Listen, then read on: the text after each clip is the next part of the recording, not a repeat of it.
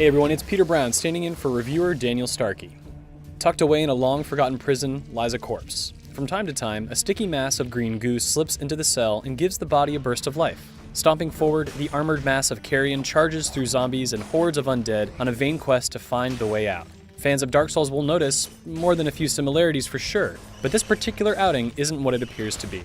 Dead Cells is a fascinating amalgam of several of today's most popular indie genres. It juggles elements of tough-as-nails action games and Metroid-inspired exploration platformers, with the procedurally generated levels and random item allotments found in roguelikes. It's impressive how it all comes together without a hitch, especially given that the persistent character growth found in games like Dark Souls or Metroid squarely conflicts with the randomized resets emblematic of rogue-inspired games.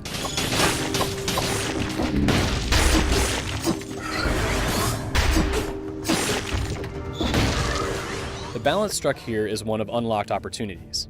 Each time your avatar stirs back to life, you're given a fresh chance to press through the stages. You encounter them sequentially, so you have an idea of what to expect, but your choices in each will determine your ultimate path. So, for example, while the first stage is always the prisoner's quarters, your next stop could be the Promenade of the Condemned, or the Toxic Sewers. At first, only the former will be available, but in time, you'll earn runes that confer permanent changes and open up new routes.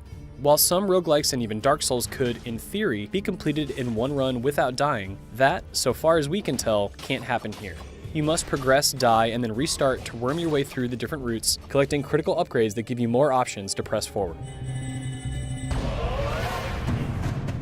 Along the way, of course, you'll have a shuffling inventory with new weapons and skills found in chests or shops. You can also pick up stat upgrades that you lose upon death, as well as cells, which, if you survive your current stage, can be banked for unlocking rare items that will be added to your potential gear lottery pool and permanent bonuses like additional healing items.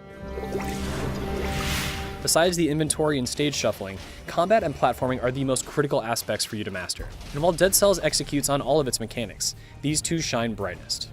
For starters, traversing levels is a smooth, quick process once you've got the basic feel for it.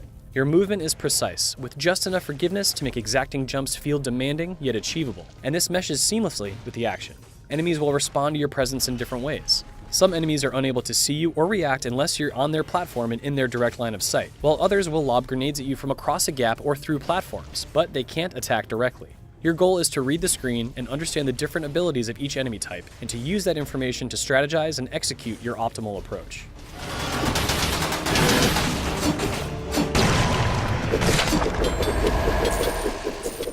Countless other variables, such as the presence of doors, which can be opened slowly for a stealth attack or kicked in for a stunning blow, work together to mix things up.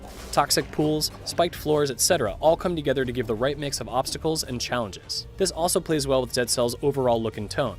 Each enemy glows a bit and has a different color scheme and silhouette. The same is true for the stages themselves. Together, these easily identifiable coding systems make it intuitive to read the room and remain focused on the ludicrously quick combat without losing sight of your next target.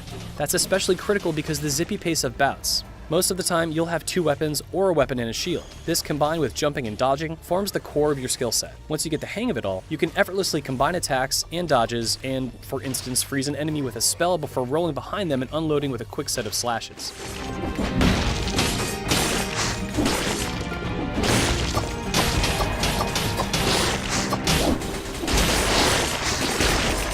All of this seems like a chaotic mess at first, and it is, to a degree. Each piece of the combat puzzle is introduced gradually, so you very naturally learn how it fits into the larger picture.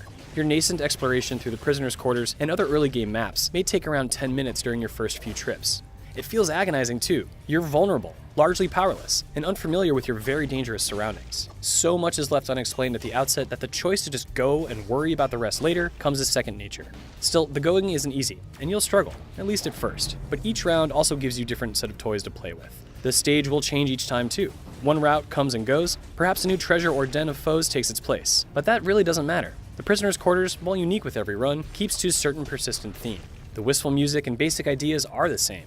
And through repetition, you earn not just rote memorization of layouts, but the ability to take whatever weapons you get for that run and utilize them to their fullest. In short, what took 10 minutes at the start may only take 30 seconds once you've found your bearings.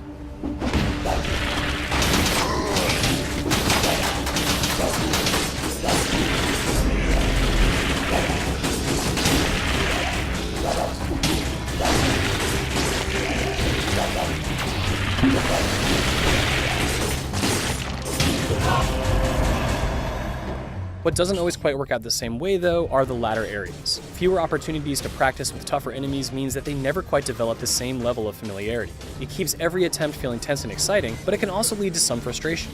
Spending a whole run trying to make it to one spot only to die and have to restart a 15-minute stretch of play again can be entirely grating. But the backstop there is the permanent upgrades. Even if you can't make it all that far, the prisoner's quarters is simple enough that you'll have plenty of opportunities to bank cells for the aforementioned upgrades that you need. That gives you a sense of constant progression, even when you bomb a run. In fact, the only real issue with the adventure is that some of the better upgrades can take substantially longer than they should to acquire. It stalls progress in the mid-game a bit and can lead to a feeling of grinding your wheels. Besides that though, Dead Cells is a phenomenal effort to blend together some very disparate genres into a tight, cohesive whole. It's one of the better examples of how to remix ideas without losing their individual strengths.